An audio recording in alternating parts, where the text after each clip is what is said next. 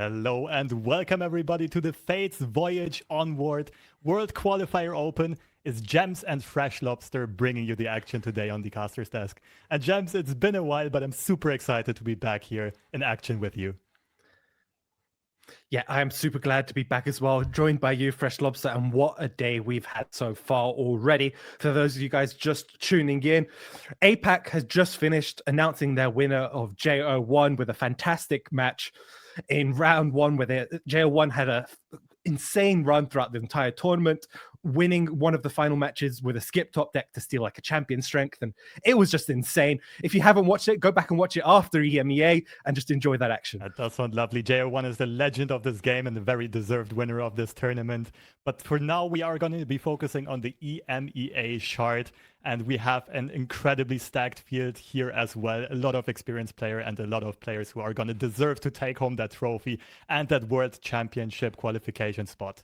But before we go into that, we show you guys, especially the newer viewers, the format of today's games. This is basically the same as the best of 3 gauntlet in-game. This is also known as Riot Lock. The rules are players bring 3 different decks with no duplicated champions, no duplicated region combination, and no more than 1 non-champion deck at all. At the start of each set, players ban one of their opponent's decks, and then players cannot use the deck again after winning a game with it. Last rule is each tournament round lasts for 65 minutes at maximum, so they have to finish their games in time. And next up, we have a look at the prize pool. Yeah, and the prize pool, as you guys can see here, is a huge $5,000 as well as a world invite for number 1. And if you go looking down through the positions, going down at second you get 15 points, and third and fourth you get 12, fifth and eighth you get 9th, and so on and so forth. But what's super important is these Runeterra points. These Runeterra points allow players who don't make it to first place a really good chance of qualifying for this season's World Qualifier spots, as well as the overall point spots throughout the entire year. A lot of players going to be duking it out and very worthy of making it to the final World Championship event.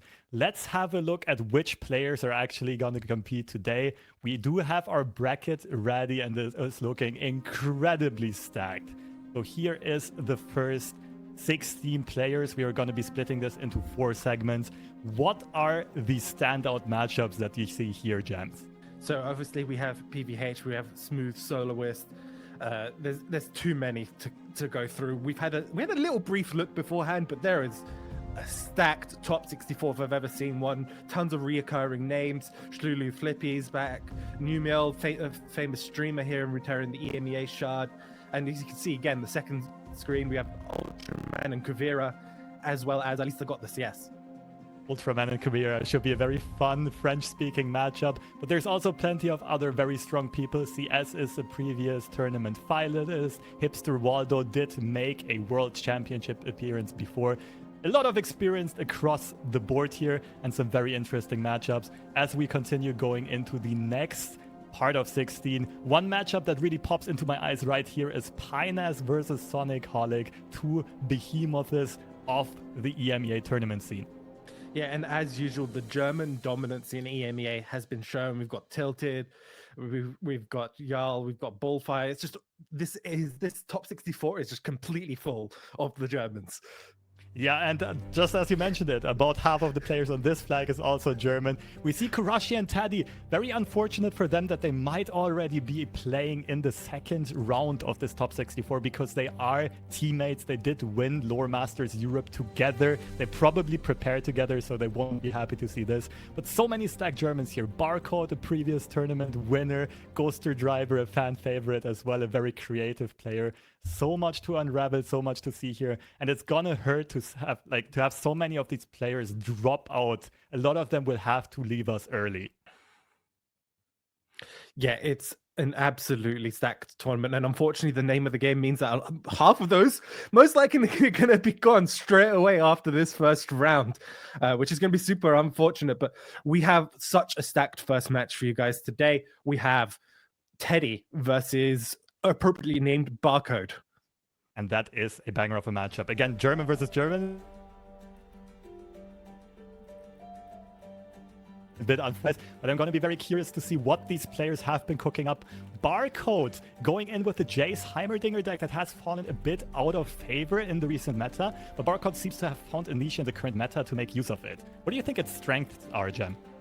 I suspect the main aim of this type of deck is to prey on a lot of the Demacia decks that people have been bringing. It's got a copy of Ruination, it's got Quietus, which will stem sort of the early aggression. It's got a good way of stabilizing against the Demacia decks we've been seeing across the board. Echo Jinx is the second bring, so it looks like this is a bit of a shift up in strategy, a much more tempo-based, a much more aggressive deck. Also one that hasn't seen too much play in recent days, but a very potent bring here that might catch people by surprise.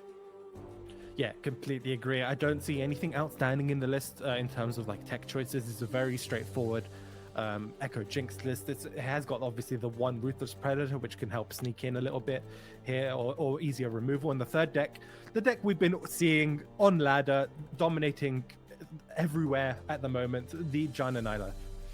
Yeah, this is going to be the bane of the current meta. It's a deck that is hard to target, really, because in the hands of the right players, this allows so much skill expression that you can even have some serious game in most of the unfavored matchups. Here we see the more controller combo-oriented version of the list with triple Wizened Helmsman and 3 Sunken Tempest, which is kind of common these days. Going over to Teddy on the other side. What do you think, Jems? Isn't this your favorite list of all time? Yeah, I mean, I know I'm known as the Scouts guy. I know historically that is my favorite deck, and this is looking to be a very standard Scouts list from Teddy. Has got the one Chain Vest in there, which is pretty much the only sort of big dividing card for the most part. That and Duran's Sculptor. Some lists have decided to cut in or cut out from it. In this case, Teddy is running it. And then we see the second Demacia deck from Teddy, which is the Jarvan Galliard list, which is again another heavy Demacia deck, which is probably what Barcode is expecting to see from a lot of players. Yeah, that's where the Heimer pick might really pay off. We will see. But interesting to see this 2-2-2 champion split. 2 Garens who has been sneaking his way into the deck list a little bit. 2 Jarvans and 2 Gallios. So a bit of everything. Some fair amount of interaction here with 3 Gentlemen's Duels, but also most importantly 2 champion strengths to close out the game quickly. And to no big surprise, we do see Neela Janna as the third deck again. Yeah, it looks to be practically the same list as Barcode. It's going to be a very standardized list. I think there's only a couple of real differences across most of the board right now. I think the consensus is this shell is the strongest shell of these 2 champions at the moment. And I think a lot of the tech choices will be mainly how many Eye of the Storms you're running. Do you run an extra heavy metal? How much weapons are you expecting? I don't expect to see that many more differences. Yeah, what I did notice about Teddy's Janna Neela list, though, is 2 Aftershocks is not very common, but it seems to be targeting the Janna Neela mirror to get rid of that Sunken Temple. So Teddy probably wants to play the Janna Neela deck into Barcode's Janna Neela as well as into Set Seraphim and other Sunken Temple decks, at the cost of only playing 1 Eye of the Storm in Teddy's deck, so a bit lower on the draw and consistency there maybe. We did see the Janna Neela be banned on Teddy's side. We did not quite see what got banned on Barcode's side. But we do see the Heimerdinger actually slip through. I think that's going to mean that on Barcode's side, the Echo Jinx deck got banned. Yeah, it doesn't surprise me a little bit. And this is a pretty good starting hand from both sides. Barcode obviously got the Mystic Shot, got the Soul Harvest. Easy sort of a help in the sort of the early turn stabilization. Can remove the Duran, can remove Broadwing. It should help slow this match down. Rand Sculptor is an incredibly important card in this matchup, but is not going to stick around for long in Barcode's hand. We do see plenty of adequate removal for this. Also, Barcode's going to be pretty happy to already see the Heimerdinger in hand, to be able to flip the board fairly quickly a bit later on once the Heimerdinger turrets get online.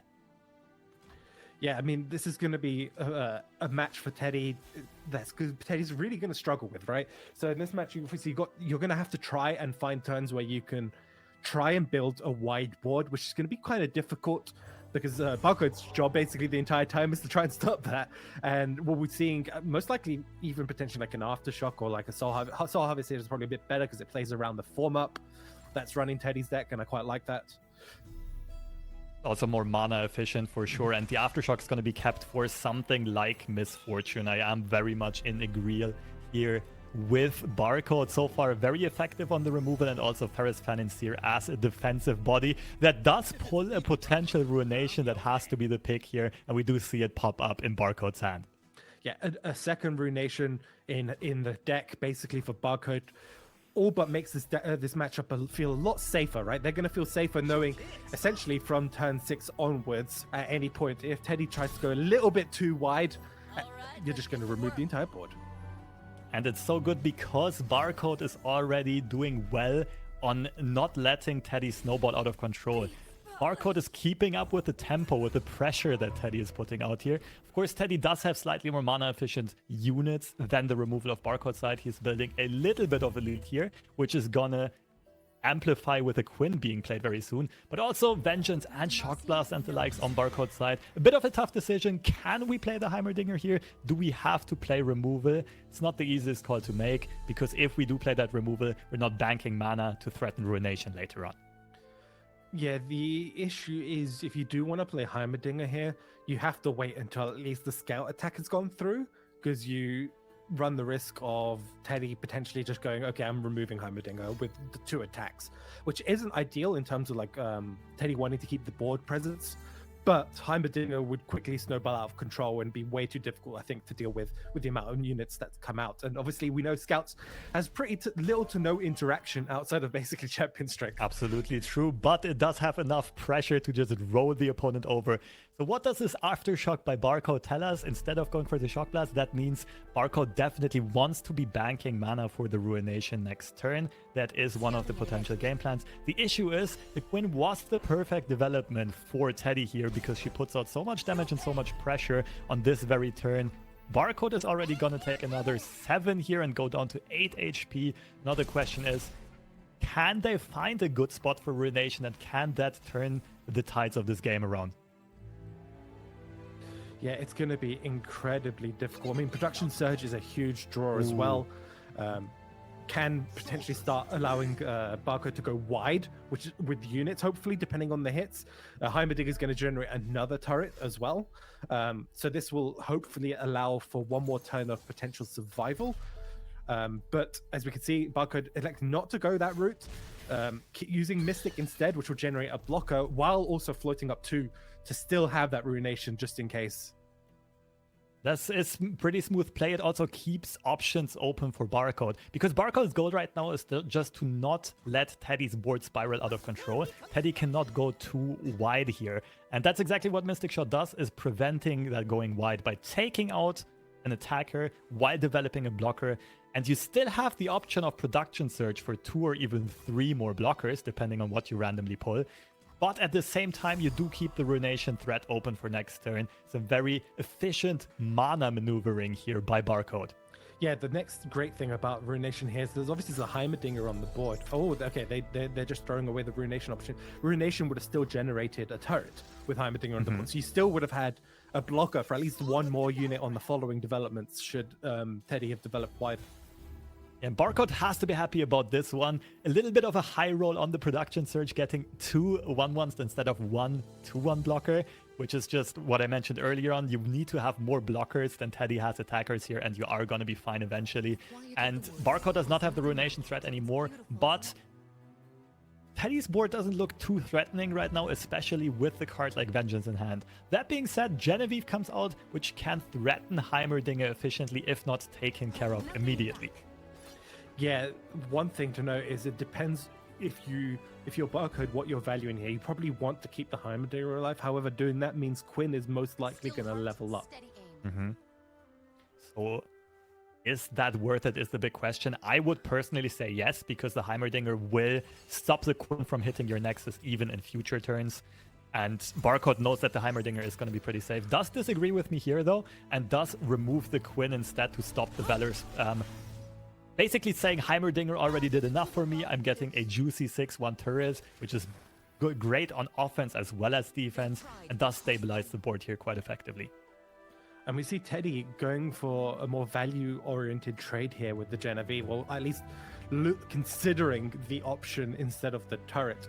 I quite like this because you have to remember in Scouts a lot of the time, your win condition is usually a wide board with champion strength, and if you throw away a lot of the units, like then Champion Strength for Demacia become pretty much dead cards in your hand if you've only got like a 1 or 2 wide board. I do agree with you, but at the same time, it is a tough choice to make because you don't have Champion Strength in hand right now, and you're also a bit more on a clock. The Heimerdinger deck is always going to outvalue you in the long term. So the longer the game goes, the likelier it is that the Heimerdinger deck is going to run away. And Teddy seems to go for the more aggressive line of play here, trying to clear out as many blockers as possible now that the Heimerdinger is gone. Oh, and now we have the Sergeant in hand with MF in hand. This is a very, very tough turn. And I love what Barco is doing. This is the standard control player move and just hit pass. Because they know Scouts has to play something. Like there's no way around it. Scout has to develop. Yeah, the board is not enough in Teddy's favor to accept the pass to end turn at open attack. Teddy needs to push in some Nexus damage here. And after the Scrutinizing Sergeant is played, I'm pretty sure we're going to see some type of removal. Barcode elects to go for the Shock Blast. Very effective removal here, still keeping the Ruination for bigger threats later on, and at the same time keeping mana open to redevelop Ferris Financier as well as the little Adaptatron.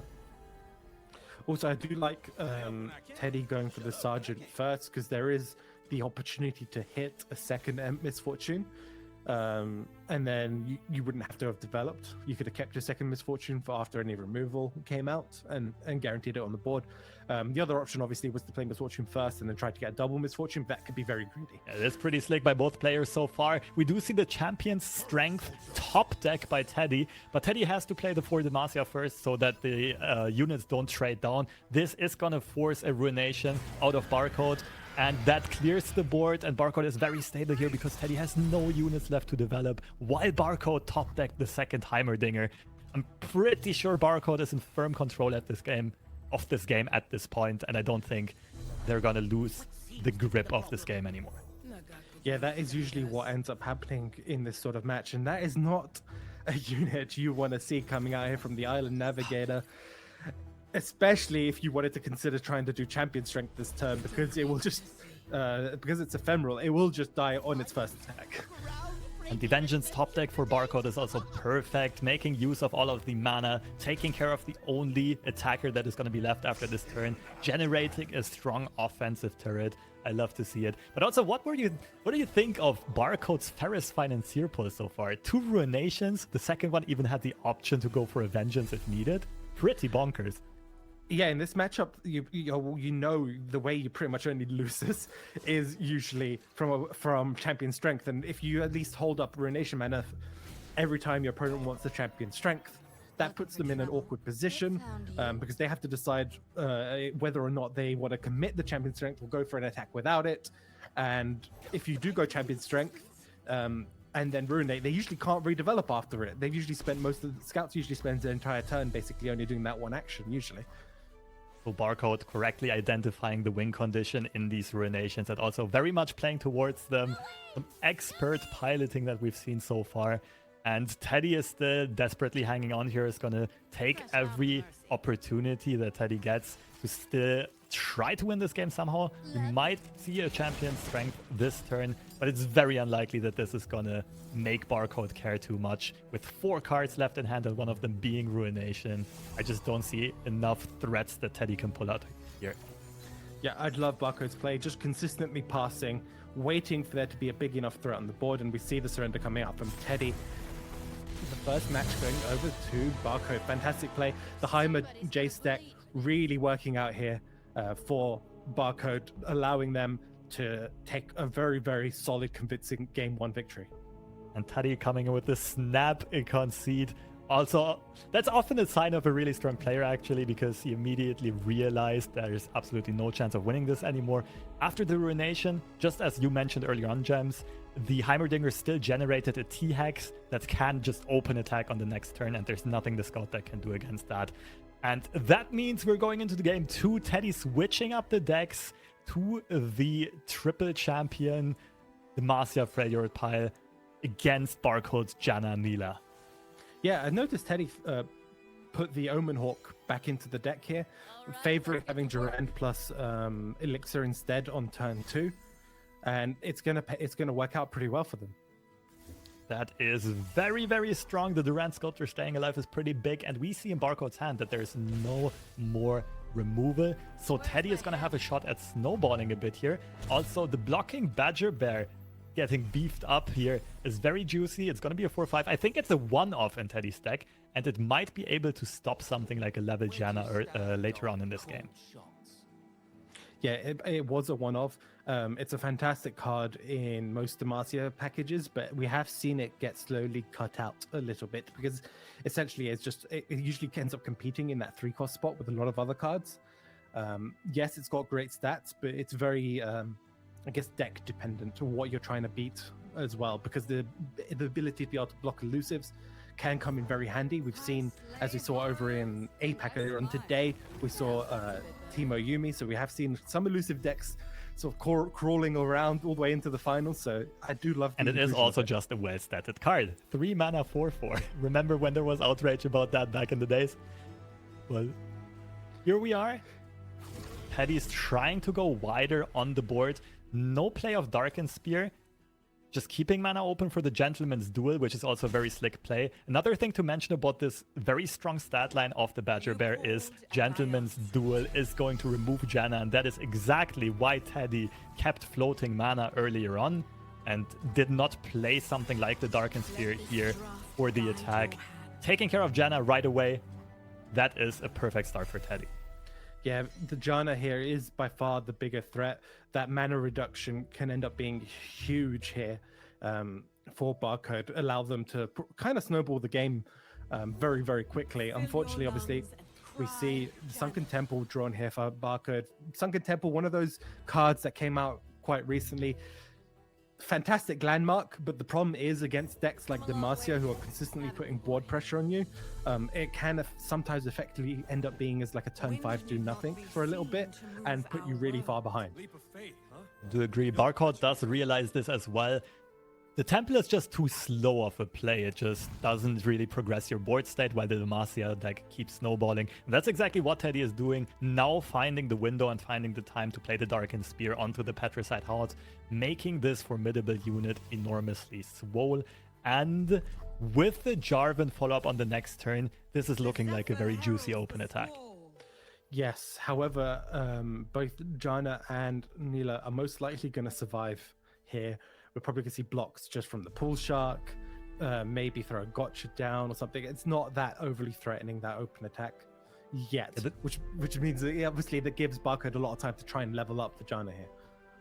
The good thing for Barcode here is that the Windborn Mariner is basically a human meat shield for the Janna right now, because the aggro of Jarvan is going to be targeted towards that Windborn Marina instead of pulling Neela or Janna.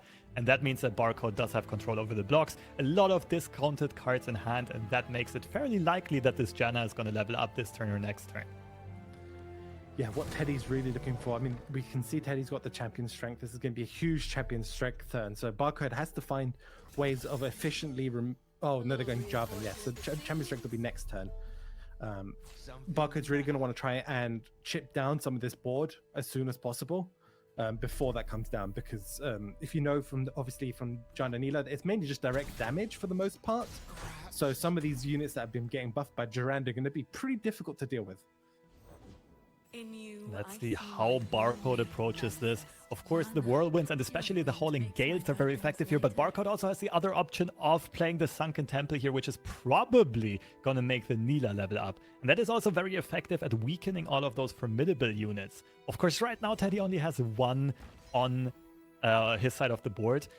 Barcode does go for the Sunken Temple. I do think that is a very wise play, because you do need to be a bit greedy. You need to be a bit fortunate here to get back into this game. Teddy has built such a strong lead already early on. The Divine Whirlwind follow-up is going to take care of that Sculptor. And it's actually starting to look more and more even here. But Teddy does have that very threatening champion strength in hand.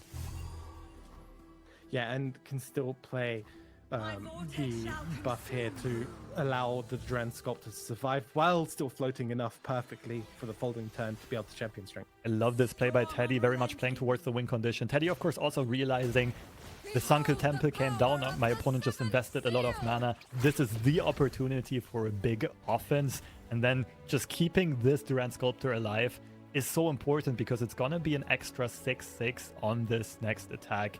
I am very much expecting a champion strength here. Yeah, Jarvan isn't that great. I mean, double Jarvan could be good because you will get access to Judgment. However, that's not on this turn. That would be on following turns, and that could be kind of slow. You can still play champion strength this turn, develop Jarvan on the following turn afterwards. Yeah.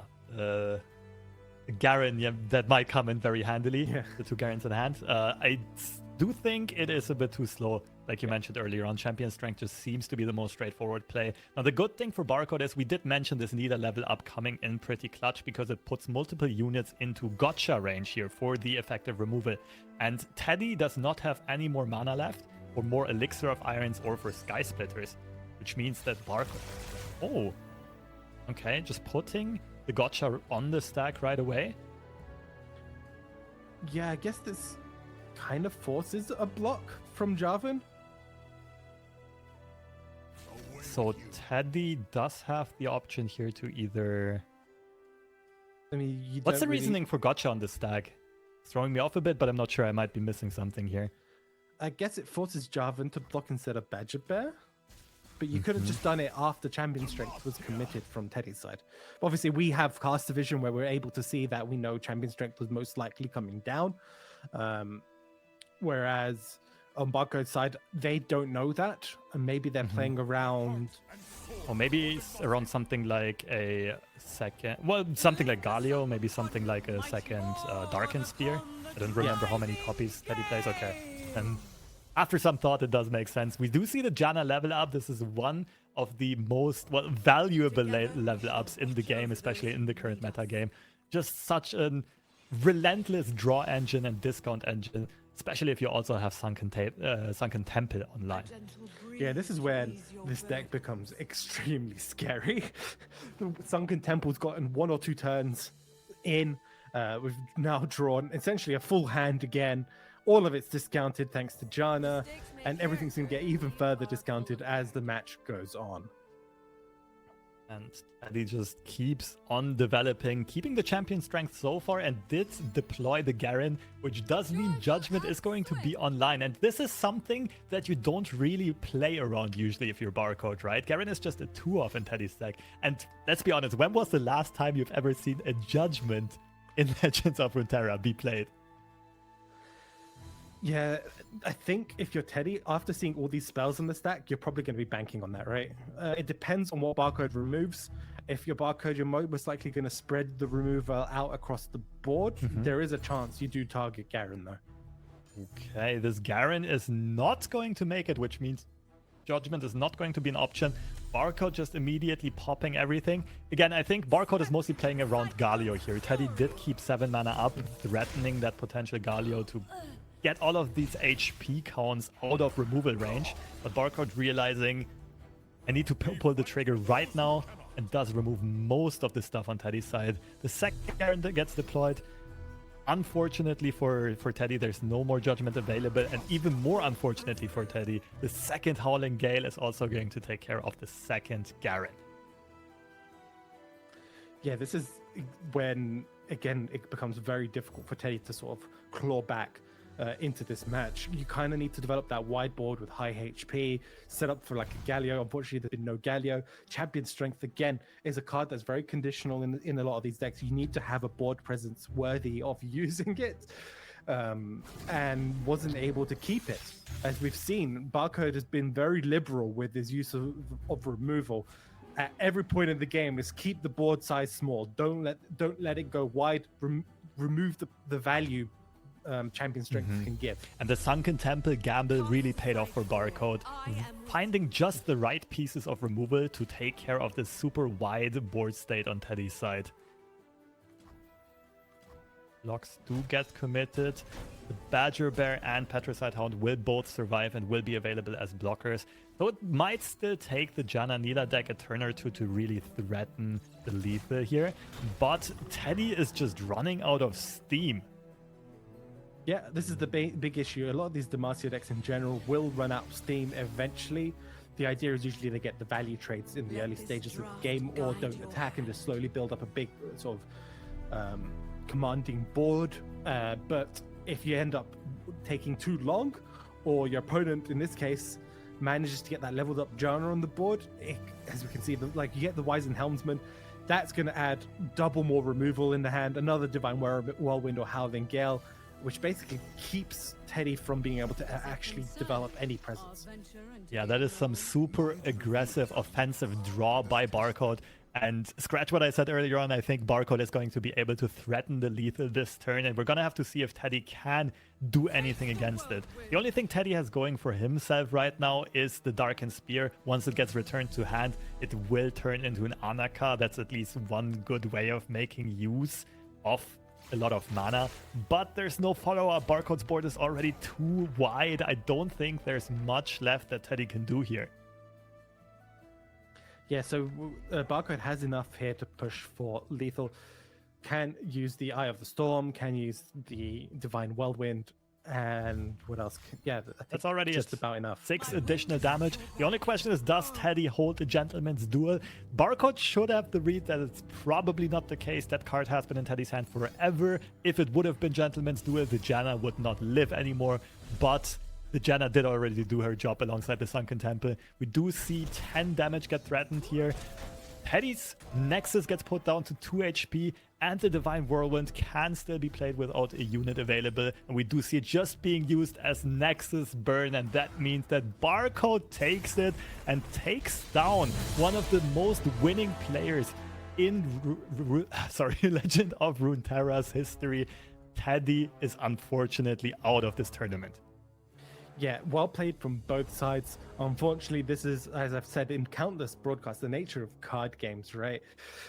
You have the Teddy, even though Teddy played fantastically, the matchups weren't in his favor, and Barcode did fantastically in sort of having a strong meta read in what to bring with that Heimerdinger Jace, and really coming out on top due to that. Yeah, I think the matchups were not too bad for Teddy, but Barcode did not only play excellently, but also drew excellently, and the Ferris Financier RNG was on their side. The Sunken Temple draws were definitely on their side. So if you have a super stacked player with Fortune on their side, there's nothing that can stop them, and Barcode does eliminate Teddy 2-0 and move on to the next round. That at least means that Teddy does not have to face his teammate Kurashi in round 2. I guess you could look at that. That's a weird way of looking at the bright side of that. And we do have another match here in the first round of the top 64 available for you guys, and it's going to be Sonic versus Painus. Again, 2 fantastic players we've seen before, and we're hopping straight in here. And as we can see, it looks to be Janna Teemo versus, again, some version of Galio. We're not sure on the champion split just yet. Yeah, just a more classic formidable deck, it seems like. The Patricide Chargers are incredibly useful in this matchup because the Janna Nila deck mostly is effective at removing units through spells, and the Patricide Chargers are just immune to that. We already see a Balin on board, also buffing up all of these formidable units. We see even more formidable units be played. The thing with Sonic Holic's deck is it's not the Janna Nila deck, actually. It is, I'm just seeing this now, that does have a leveled Teemo on the side of the board. It is the Demacia Champion Strength version. Yeah, and Teemo, as you mentioned, is leveled on the board. Champion Strength is available right now. If you're Sonic, you might be considering it purely because you're facing down a pretty hefty Demacia board right now of Formidables. I wonder how this game must have went for Teemo to level up and still be alive on the board. This is pretty crazy. We now see Painus' hand as well can answer a Champion Strength with his own Champion Strength. That's very interesting. Second Balin in hand as well with 4 Formidables on board is pretty juicy. Let's see if we see a bit of a shootout here with both players committing to a Champion Strength. Yeah, the crazy thing here is obviously Teemo's going to swing in again and hit for 6 plus potentially double whatever shrooms are left in Painus' deck, which is, again, we don't know. They could have drawn a couple, but we know there's at least 15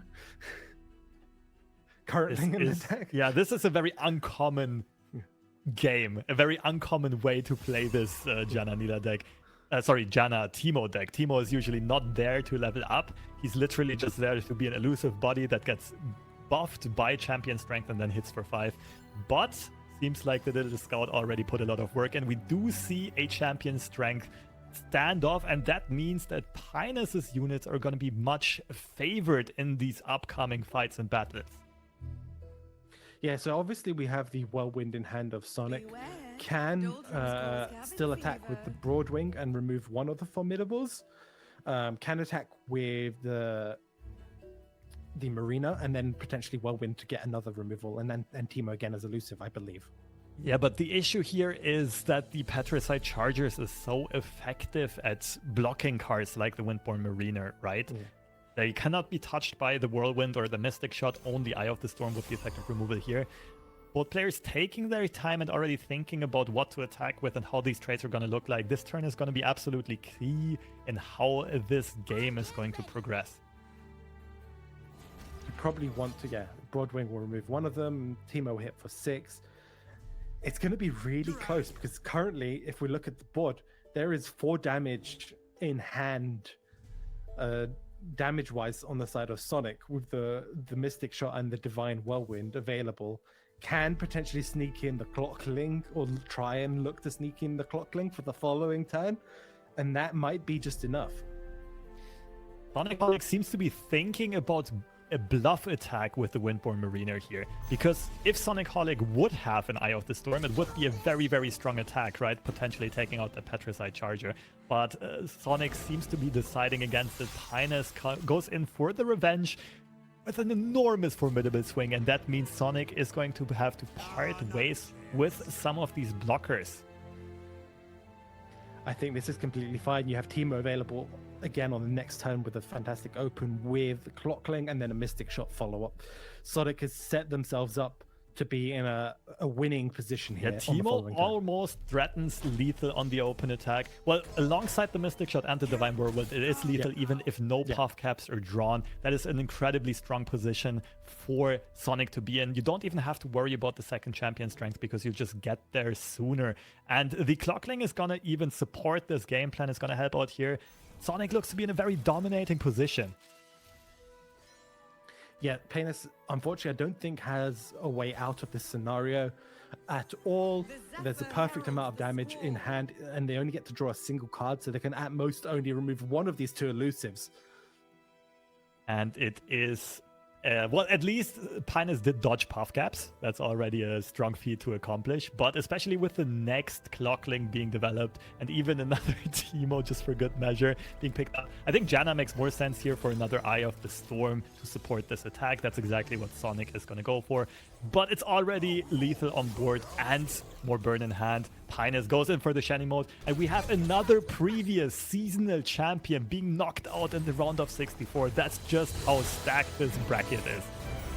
Yeah, it's going to be like this the entire day. It's going to be fantastic matches, fantastic Runeterra gameplay, and a fantastic sort of finale to a sort of the big Worlds Open qualifiers. Very worthy of being the last World Championship Qualifier Open. We do see a little recap of the action we missed earlier on. Sonic has a Bandit City Freljord deck. That is a very unusual region combination, and I'm curious to see what exactly Sonic was cooking up here. Pinus tried twice with the Demacia Freljord pile, which was this Galio formidable deck. Did not get a win through, and that means that pile does get knocked out in the round of 64. Sonic will advance to top 32. Yeah, fantastic play from Sonic. That list was, I believe, the Fizuyumi coming out here from Sonic. Sort of the elusive spam. Right, another option of an elusive spam. That might mean that Sonic is playing some type of triple elusive-ish lineup, right? It does leave... So Sonic right now is playing Janna Teemos with Saw, playing Fizuyumi, and then playing the Galio Garen Jarvan. Okay, an interesting lineup. A lot of aggression on that side, a lot of champion strength rally, and some very creative lineup and deck building. Sonic might have found a good meta read here. And it looks like, okay, we're going back to our beautiful faces while we are waiting for the action to commence. Okay, what do you make of this so far? Two of the big favorites being knocked out. Teddy and Pinus, both former seasonal championship winners and incredibly stacked players, unfortunately, won't be with us anymore. I mean, considering the entire lineup, even though we've lost 2, we still have like I think 10 other previous Crazy top cut finalist winners left available, and we're hopping into Numel versus Go. I'm gonna call them Go. Yeah, Go now. seems like a good diplomatic choice. I'm also not quite sure on Naimuel's pronunciation. I just go with this one. Yeah. We do see another Janna pop off here, Sunken Temple being drawn, but also Wizened Helmsman to maybe further support with Burn. 2 Divine Whirlwinds in hand are already going to put Go down to 6 HP. Well, Helmsman and the 2 Divine Whirlwinds could end up being lethal already. Yeah, I'm curious to see what this deck that has been brought. It's obviously some type of Targon invoke list from Go. Argon Shadow Eyes, not the most common thing ever since Atrocity got rotated, at least. Used to be a common thing. Did definitely fall out of favor. Let's see the hand. It does play a ton of removal spells. Senna in hand, a discounted Living Legends in hand, but it does look like Go never had the opportunity to get that to pop off. Yeah, so I'm having a look at the deck list right now, and it looks to be like a Senna Cosmic Call control list. Hardly any units in the deck outside of like Cosmic Youngling and Solari Priestess, and basically just full-on removal. Running Fallen Stars, Eradications, Sunbursts, Vengeance, 2 Ruinations. Really heavy control deck.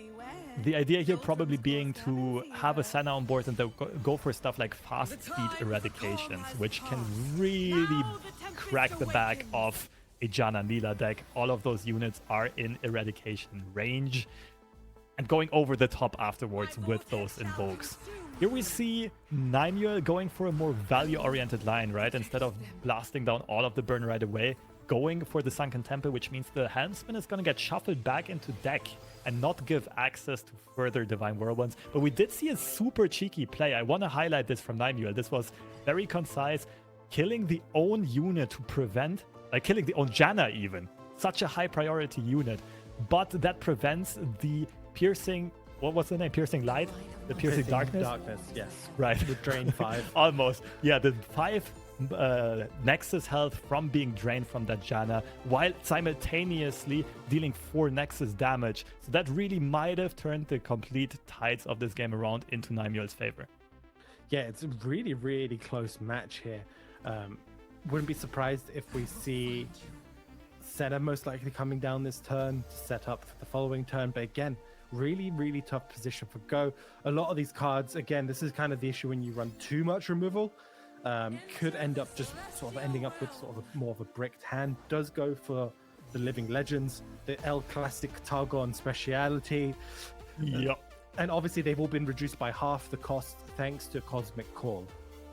A discounted Cosmic Call is such an incredible card because it's also a mana cheat. It only costs 5. Here it gives Go 8 mana back.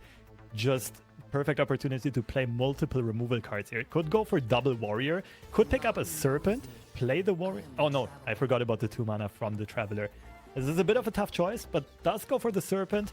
Will follow up with the Scourge, I suspect, and then be able to challenge multiple cards and maybe even force some blocks out of Naimuel. Ooh, isn't developing the Scourge. I think I would have loved to see Scourge there. You are on a clock, right, at 2 HP, but maybe, I'm trying to think, doesn't want to tap out of healing range, because we know, I'm looking through the deck, Go is running triple Guiding Touch, right, so, and Star Shapings. So if you tap down below, it allows Numia to have the opportunity to remove a unit, right, and win right there on the spot. Or Whirlwind, Mystic Shot, there's a number of options. Good point, good point. And we have to see the damage numbers here. This is a lot of overwhelm damage being threatened. I'm not quite sure how much is going to go through exactly. This might be enough to already close up the game because Naimuel only has 4 HP to block with. It's exact OTK lethal, blowing up the Nexus from 20 HP. Wow. Yeah, that was looking so good for Naimuel right up until the Scourge hit. It happens every time. It's Scourge or the elusive spell. Okay, I will play devil's advocate here. I will criticize one line of play by Nymue, which might have cost the game, and that was playing the Sunken Temple instead of keeping the Wizened Helmsman in hand. I'm not sure if it's just me being biased with caster vision. I want to hear your take on this, Gems, because Nymue did have a Helmsman in hand and could have pulled a third Divine Whirlwind the next turn if they would have not played the Sunken Temple to shuffle the Helmsman back into the deck. Yeah, it's a very tough decision to make because you have to assume, I guess, that you're going to draw the perfect card to win, right? As well. Was the Wizened Helmsman wasn't enough on its own, or was it? I remember they were at No, two. it would have been because the Wizened Helmsman always pulls another Divine Whirlwind, right? Or at least has high odds of pulling another one. Yeah, it's a tough call to make because of how much healing, I guess, Ghost True. Decks runs. That's kind of the point, I think, that Nymue was struggling with. There's a lot of healing. It's 2-star shapings and triple guiding touch available. Obviously, we are unaware of how many of each of those have been played up until that point, so we can only guess and make assumptions. But from our side, we'll expect there to have been most of them still available. Yeah, that is a good point. Also, you don't really expect that Targon deck to just OTK you out of nowhere with just on turn 8, right? With just 8 mana available, and go finding the line of play, finding the window of opportunity, and making perfect use of it with a perfect, precise Nexus Lethal, which leads us to game 3, another heavy Shadow Isles controlled pile on Go's side. Yeah, this is a Karma set Shadow Isles version. Again, yeah, this is again some spices being brought here in this tournament. From looking through their list, it is very much just a control deck. There's 2 Vengeances, 1 Ruination, triple Eradication. Looks to be very heavily trying to target formidables, I would say, or Demacia-based decks. Go seems to have tried to build an anti-Jananila lineup with all of this Eradicate spam. It's a very interesting and a very risky choice. The good thing is Eradicate also hits a lot of other parts of the meta, like this formidable deck that just surged in popularity since yesterday, I would say, since the last 2 days or so. Scouts as well, it hits that for the most part too. There's a number of board-based decks right now that it's really good into. The issue obviously becomes when you try to run such a sort of teched lineup as Go here, the unfortunate nature of depends on who your opponents are and whether or not you hit the decks you want to hit.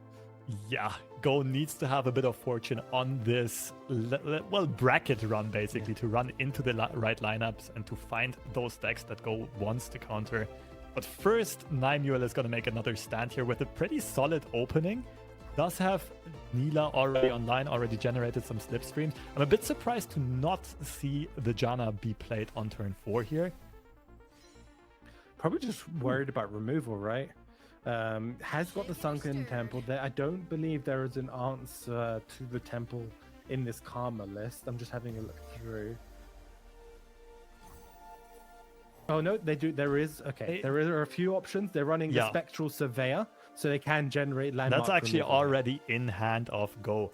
Yeah, maybe the Janna was not played because of the Eradicate threat. Of course, this day 2 is open deck lists. Both players know exactly which cards the other players are playing, which makes the game a lot more strategic in a way that you can more precisely estimate the chances of your opponent having certain cards and playing around them or not playing around them.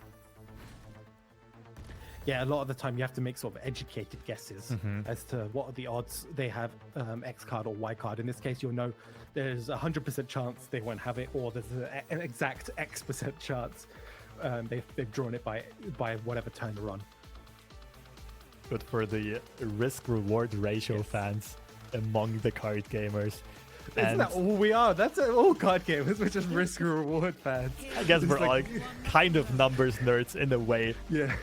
Whether we want to admit it or not. We see the delayed Janna development here, and that means that Eradicate is going to be symmetrical. That means that it affects both sides of the board pretty heavily if it does get played. But I think in this position, Go is perfectly fine with keeping the Eradicates for later. Oh, never mind what I said. Does want to remove both champions immediately. I think it's completely fine. You're playing a control list. Your game plan, if you're on Go's side, is to make it to turn 10 while still staying at a relatively healthy total. And once the 2 champions on board and Namiel has tapped out quite a bit. I think it's fine, right? Your game plan is on and perfectly safe. Yeah, it does actually make sense. Like you said, Go wants to grind Nymue out of resources. You basically need to get rid of the 3 Nilas, Jannas, and Tempest, and then you'll be in a very stable position. Here, Go also had enough mana to redevelop a 3-3 blocker, while Nymue only had 2 mana left to develop more attackers, so a very safe defensive turn. That is being followed up by the set here, another very good mid-game board control tool. Yeah, and I love this pass as well, coming out from Go. Basically doesn't allow Namiel to maybe put up another Janna or something similar. Does open up set to removal, as we can see here, though. That's the only downside, but there is a single copy of Notify in the deck. We don't think that's not been played yet, right? We're assuming. Yeah, no, I'm pretty sure we didn't see it be played yet. Nymue does have a tough choice with, do I go for removal? Do I go for the Slipstream spam here? Does opt for the Slipstream to get the draw cycle going. Does draw 2 pretty perfect cards. The Exalted Cloudwinder to continue the draw cycle, while Divine Whirlwind discounted here also can threaten to remove this set super effectively.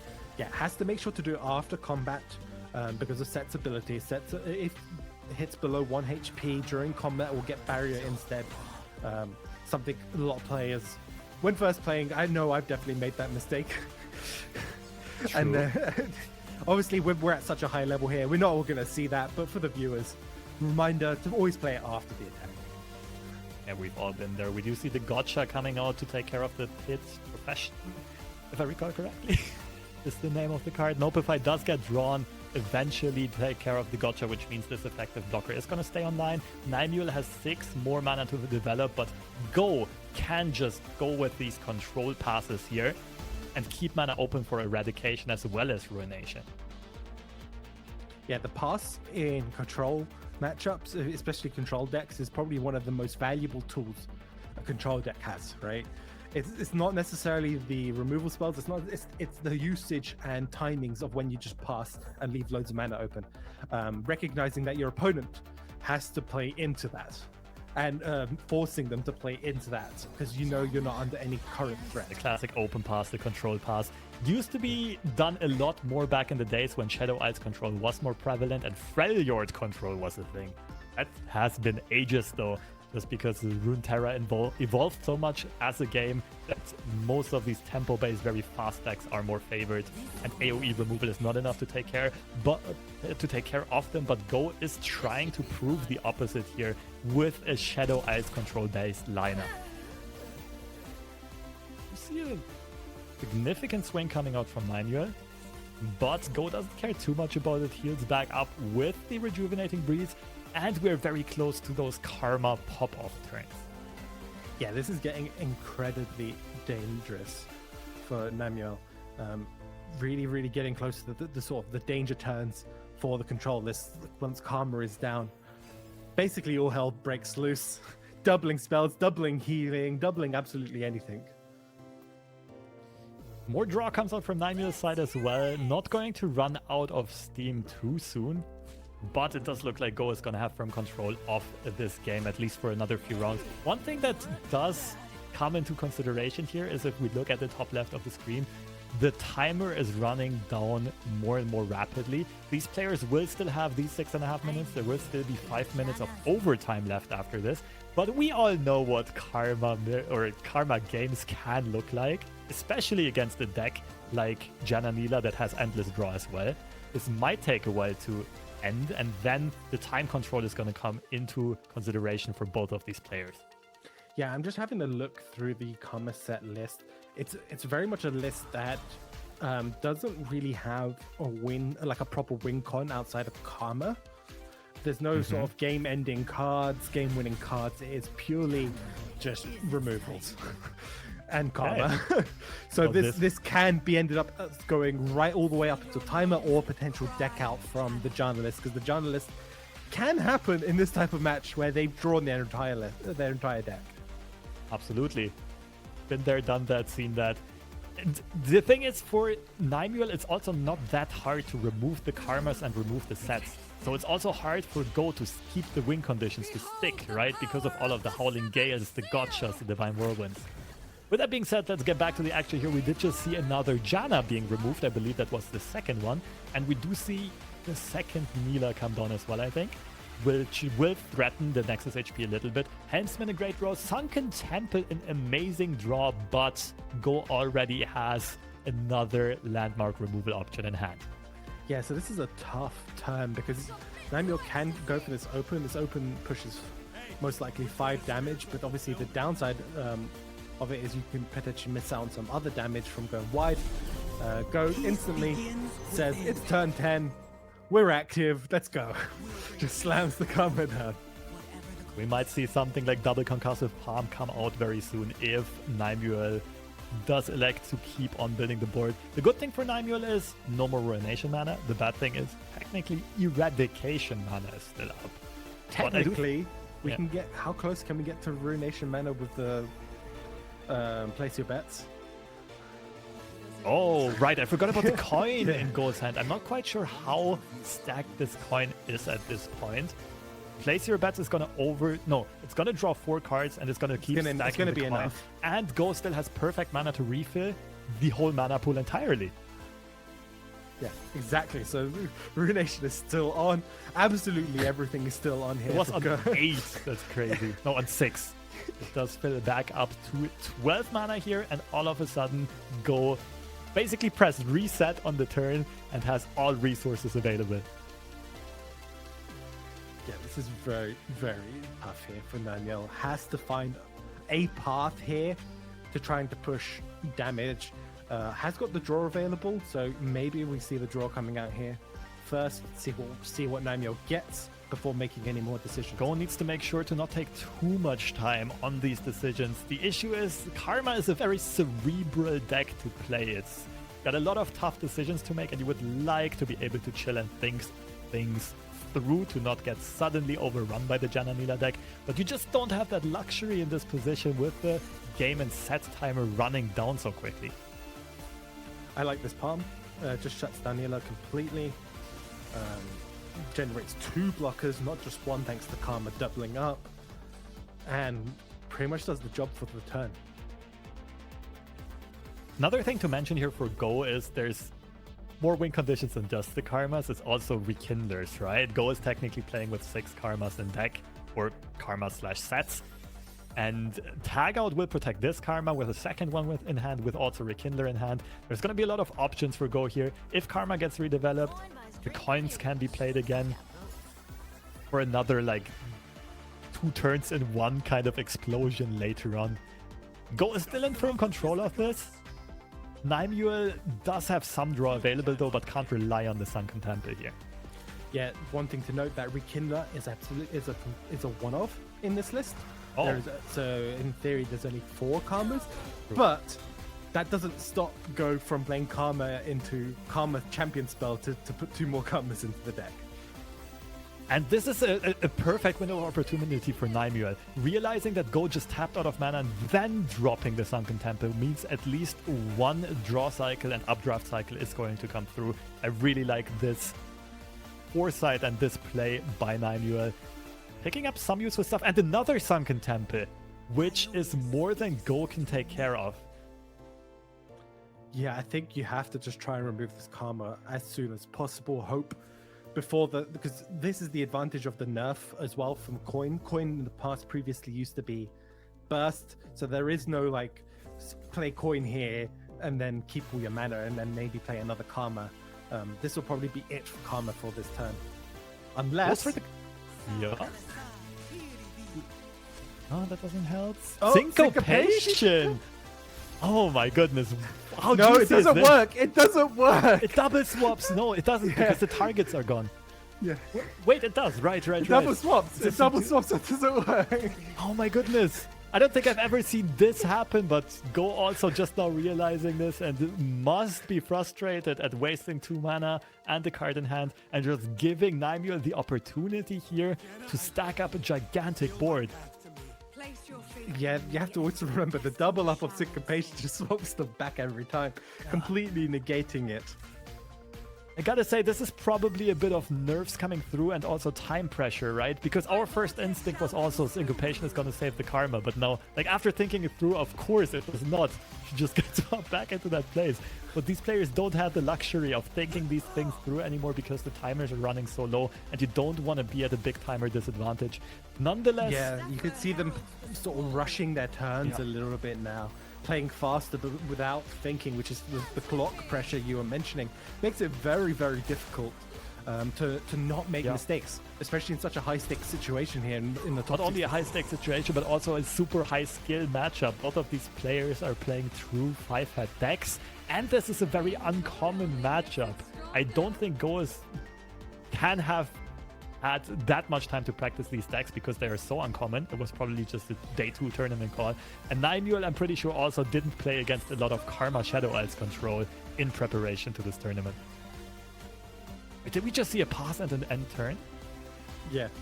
Yeah, pass, nothing played from Ghost side, which is a decision I'm not too sure about. Probably had to play one of those Karma or Rekindle or something on the board. This is giving Nymule opportunity to rekindle the gotcha. I think you set it up as 2. Yeah, this Karma is another goner. And Go just doesn't find the mana windows really to stay in this game, to stick a Karma on the board and go for this comeback. We will see what defensive measures Go takes here. The Spirit's Refuge only blocks the 1 damage by the tidal spawn, and Nymule is going to follow this up with a gotcha. That was a huge investment by Go, and the Karma is still gonzo, and there's a huge open attack coming from Nymule's side. This is looking so good for Nymule right now. Do you consider playing Eye of the Storm here, potentially, just to draw 2 more cards to then give you another draw on the next turn? Absolutely. I don't think the Sunken Temple is good here. You want to be drawing into more attackers or removal for this Rekindler, and I think Nymule with the Slipstream is going to be able to do both. Oh, there's the Helmsman. This should Mystic be... as well. Mystic is huge too. Oh, goes for the Temple. Probably going to set up the Mystic this turn, while there's no mana to potentially deny it. I mean, yeah, it does give you mana for Howling Gale and Mystic. I get it. I do think Helmsman would have just been the better option, though, for more aggression. But again, these players are on time pressure. It's like time pressure like crazy. You see the clock winding down more and more. And both of the players are trying to not put themselves in a position where they can get timer cheese. Nymule with a strong open attack here, and I don't think there's enough in Go's hand. Another Helmsman. Yeah, I think you go for another Whirlwind. You go for this open, and you have tons of burn available right after. You play around the Ruination by open attacking. This might just be game here for Nymule. This should definitely end the series, and this should commence the round of 64. I will assume that this was about the longest series in this round of 64. Wow, that was a banger of a series. Going for an interesting strategy, high risk, high reward. It was so close to paying off by targeting this Janna Nila deck, but Nymule just showing why Janna Nila is still such a force to be reckoned with. We mentioned that at the very beginning of the broadcast. The deck is not really hard targetable because it allows the pilot so much flexibility. In the hands of the right players, it's such a high skill cap deck. It can still win the most absurd matchups in the most absurd ways. Yeah, it was a fantastic match overall, and super happy to have been able to watch that match. And that's going to be it for the round of top 64. We're going to be heading to a short break, and when we're back, we're going to have our top 32 here, so don't go anywhere.